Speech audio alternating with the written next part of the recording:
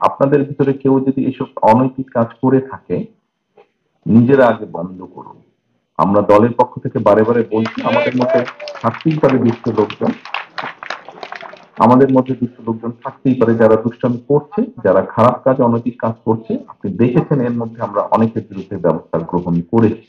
একটি রাজনৈতিক দল হিসাবে আমাদের যতটুকু করা সম্ভব দলীয় আইন কানুনের ভিতরে থেকে আমরা সেটি করছি। বরং এইবার বিএনপি ক্ষেত্রে এক স্টেপ বেশি গিয়েছে।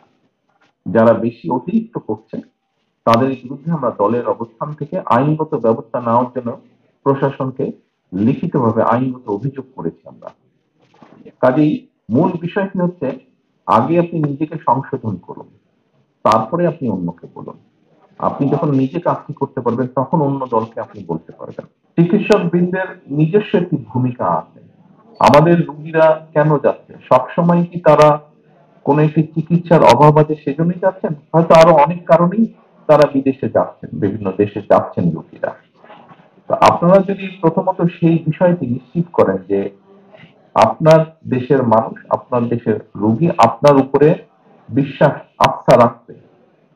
এইটা তো আমি তৈরি করে করতে পারবো না। আমি একটি দফার মধ্যে যাই দিই, যাই অ্যানাউন্স করি, সেটা আমি করতে পারবো না। আপনার উপরে আস্থা একজন মানুষ রাখবে রোগী হিসাবে, সেই আস্থাটা তো আপনাকে অর্জন করতে হবে।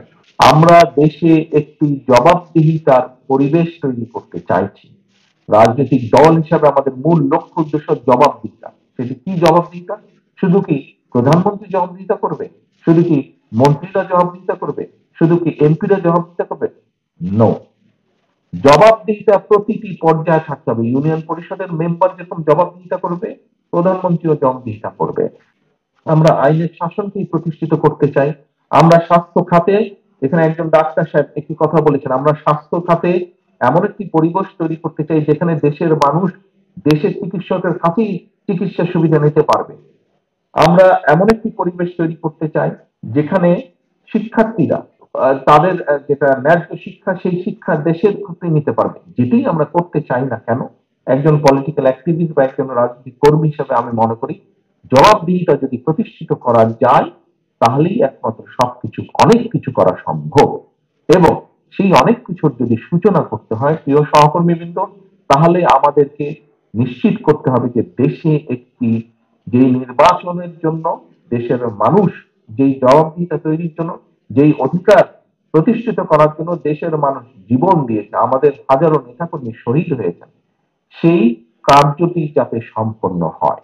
এবং এই কাজটি যদি করতে হয় ঘুরে আবার পিছনেই যেতে হবে।